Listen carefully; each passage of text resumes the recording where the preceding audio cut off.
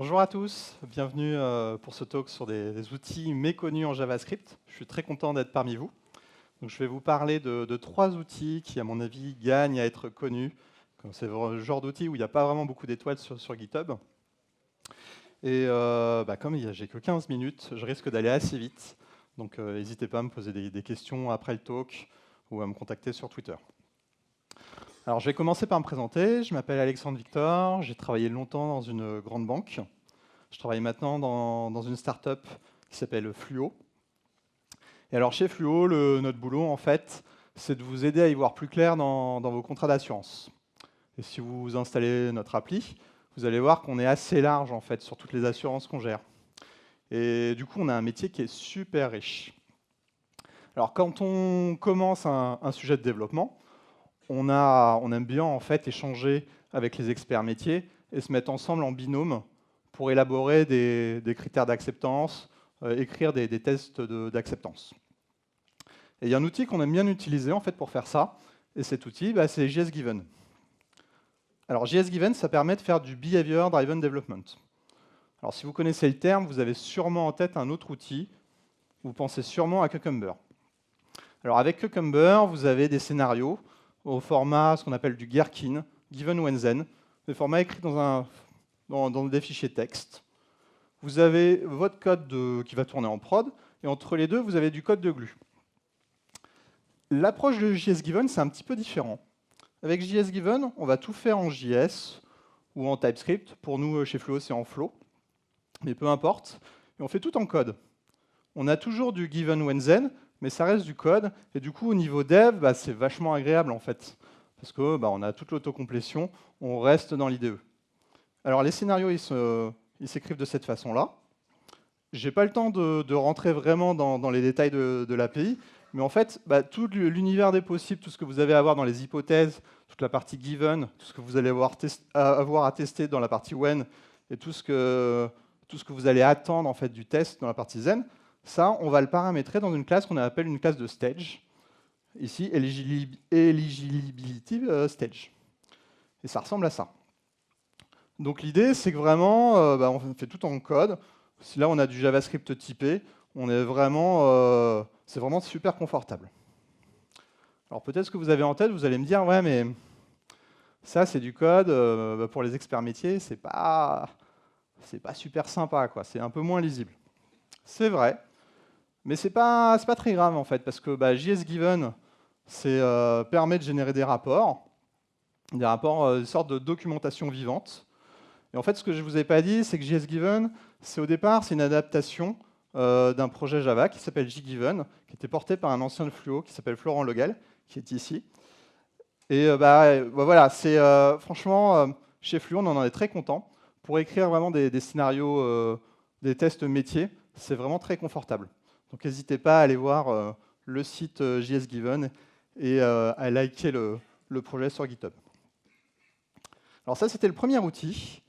Et avec JSGiven, vous l'avez vu, c'est sympa pour avoir des tests qui sont basés sur ce qu'on appelle des exemples. Mais dans certains cas, vous allez avoir besoin de tester du code, peut-être du code un peu technique. Vous allez avoir envie d'être vraiment exhaustif, de tester tous les cas aux limites. Et dans ce cas-là, les tests basés sur des exemples, c'est pas terrible. Alors, sur un des projets perso sur lequel je travaille sur mon temps libre, j'ai eu le souci. Alors, ce projet, c'est HDR Histogram. Je n'ai pas trop le temps de vous parler en détail d'HDR Histogram, mais en gros, HDR Histogram, ça permet de calculer des statistiques sur des mesures de latence. Et dans HDR Histogram, il y a une fonctionnalité qui permet, en gros, de serialiser l'état d'un histogramme, de le serialiser en base 64, et ensuite de le désérialiser. Et moi, ce que je voulais faire, en fait, je voulais juste vérifier en fait, que cette fonctionnalité de serialisation-désérialisation, elle fonctionne correctement. Alors j'avais écrit ce test-là. En gros, je créais mon objet histogramme et puis j'avais des magic numbers, des nombres un petit peu au hasard que j'injectais dans mon histogramme. Donc là, voilà, ça c'est en gros mon jeu de données en entrée.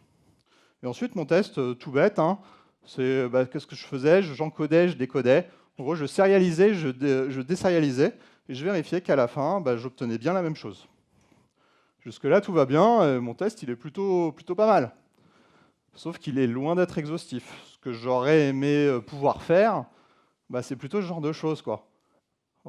Faire sérialiser, désérialiser, mais pour plein d'histogrammes possibles, avec plein de valeurs choisies un petit peu n'importe comment, et vraiment avoir quelque chose de super exhaustif.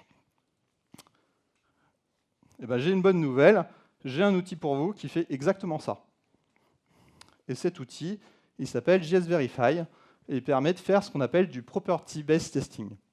Alors le property-based testing, ça vient du monde Haskell, d'un outil qui s'appelle QuickCheck. Et en fait, JSVerify, c'est une sorte d'adaptation de QuickCheck, mais en JavaScript. Alors vous allez le voir, forcément, si ça vient du monde Haskell, on va avoir une API fonctionnelle. Comment ça va marcher? Avec le property-based testing, on va s'intéresser aux propriétés en fait, d'un programme. On peut dire que c'est des sortes d'invariants. Dans mon cas, c'est assez simple.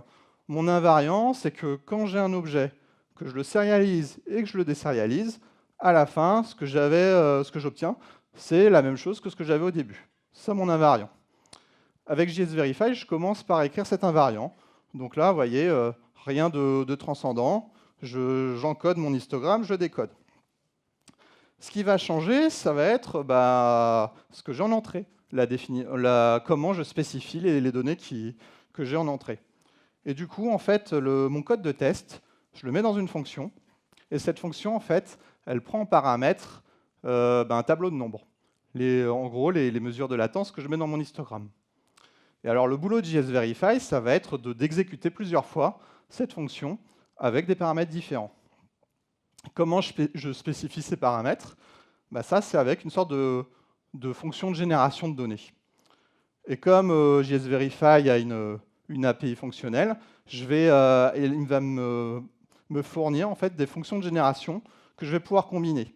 Ici, là, sur la ligne 4, j'ai une fonction jsc.nat qui permet en fait, de me dire, voilà, je veux des nombres entiers pris de manière aléatoire. Et puis j'ai une fonction jsc.array, je veux un tableau. En combinant les deux, je crée un générateur de tableaux d'entiers. C'est pas plus compliqué que ça. Et ensuite, j'ai plus qu'à lancer JSVerify. Là, par défaut, il va exécuter mon test une centaine de fois, mais je peux spécifier de l'exécuter encore plus de fois, 1000 fois, ce que vous voulez. C'est pas plus compliqué que ça. Du coup, quand je vais lancer ce test, il va me lancer 100 fois mon code. Si jamais il trouve ce qu'on appelle un contre-exemple, des valeurs pour lesquelles ma propriété n'est plus vérifiée, à ce moment-là, le test plante et puis il m'affiche le contre-exemple. Honnêtement, JSVerify, ça vaut vraiment le coup d'investir un petit peu de temps pour comprendre comment ça marche. La doc, on va dire, elle est perfectible, mais une fois qu'on a passé cette étape-là, c'est vraiment sympa. Et puis pour la petite histoire, j'avais un bug en fait dans HDR histogramme. J'ai une couverture de code de 100%, mais j'avais quand même un bug. Alors vous vous dites peut-être, voilà, lundi, JSVerify, ce sera difficile de l'intégrer sur mon projet, parce que mes objets métiers, ils ont une tronche un petit peu plus complexe que juste un tableau de nombres. C'est pas très grave. Si je prends un exemple, un bout de code en fait, qui est inspiré du code chez Fluo, où on gère des franchises d'assurance, en fait, des objets qui ont cette tête-là, on peut aussi créer des générateurs JSVerify qui sont adaptés. Hop, pardon. Ça va ressembler à ça. J'ai une API fonctionnelle en fait qui me permet de générer des générateurs pour un petit peu tout et n'importe quoi. Alors, j'en arrive au troisième sujet. Là, je vous ai montré deux outils qui sont vraiment tip-top. Mais maintenant, est-ce qu'on est vraiment sûr d'être débarrassé de tous les bugs qu'il peut y avoir dans du code en JS? En fait, on sait depuis un moment que ce que nous permettent les tests, c'est de voir qu'il y a un bug. On peut être sûr, quand il y a un test qui plante, qu'on a vraiment un bug. Donc en gros, un test, c'est utile quand c'est rouge. Et si j'ai un conseil à vous donner, c'est que quand vous écrivez des tests, c'est de les voir au moins une fois rouge. Si un test, vous ne l'avez jamais vu rouge, s'il a toujours été vert, il y a un loup. Et moi, ce que j'aime bien parfois, en fait, c'est les faire passer au rouge, hein, mes tests. Là, je vais vous montrer un exemple de code, du code JS, où en fait on regarde l'âge d'un utilisateur à la fin de son prêt. Chez Fluo, parfois on a besoin de faire ça. Et là, alors ce bout de code, il utilise une librairie qui s'appelle Moment.js. Et Moment, il est un petit peu laxiste en fait sur le parsing des chaînes de caractères en date. Et là, vous voyez, j'ai un truc un peu curieux. J'ai un test qui couvre tout mon code. Mais si je bousille, en fait, j'ai un petit bug là qui est en train de bouffer le formatage de la date. Si ça, je le vire, le test, il est toujours vert, quoi qu'il arrive, alors que j'ai introduit, il y a un bug, quoi. Et du coup, c'est pas terrible. Et du coup, j'ai un outil pour vous qui s'appelle Striker. Striker, ça permet de faire du mutation testing. En quoi ça consiste, le mutation testing? En gros, vous allez introduire des merdouilles dans votre code, des coquilles. Vous allez muter le code. Si par exemple, vous avez une addition, vous la transformez en soustraction. Si vous avez une expression, vous mettez une négation. Si vous checkez que deux variables, il y en a une qui est inférieure à l'autre, vous changez le sens de la comparaison. Et ensuite, vous lancez vos tests et vous vérifiez qu'il y a au moins un test qui est rouge. Et Striker, ça permet de faire ça automatiquement. Sur du code TypeScript, comment ça va marcher? Il va introduire une mutation dans le code, il va transpiler le code, donc le transformer en JS, il va lancer les tests. À ce moment-là, il y a deux possibilités. Ou alors, tout est vert, et là, c'est pas terrible. Ou alors, il y a au moins un test qui est rouge, et là, c'est mieux.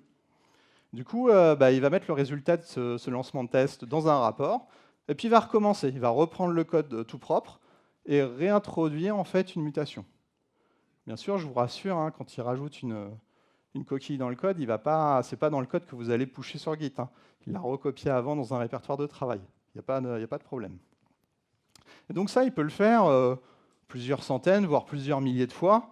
Bien sûr, il faut que vous ayez des vrais tests unitaires, des tests qui soient rapides à exécuter. Après, je ne vais pas rentrer dans le débat qu'est-ce qu'un test unitaire, mais là, imaginons c'est un test où il n'y a pas d'IO. Vous n'interagissez pas avec le file system, vous n'interagissez pas avec la base de données, vous voulez un test qui soit rapide.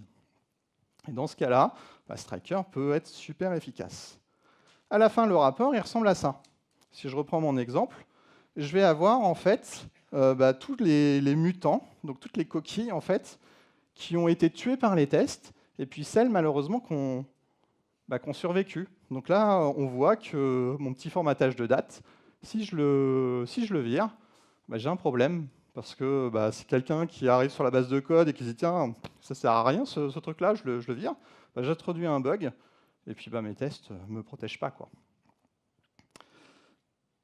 Donc oui, Striker, la bonne nouvelle, c'est que c'est implémenté en TypeScript, et depuis cet automne, ça gère aussi le TypeScript. Donc si vous avez du code JS ou du code TypeScript, vous pouvez utiliser Striker. C'est toujours un peu compliqué le setup des tests en JS, parce que vous avez 36 outils, des frameworks, des librairies d'assertion, des test runners. L'équipe Striker a fait un gros effort pour que ça marche un petit peu avec tout le monde. Vous avez même un petit CLI en fait, qui permet de vous aider à configurer le projet. Franchement, si vous avez des vrais tests unitaires en JS, essayez Striker. J'ai à peu près terminé. Je vous ai mis là en fait les URL là, des différents projets, puis les URL des slides. N'hésitez pas à me contacter hein, si vous avez des questions. Il me reste juste une minute pour des questions. Merci à tous.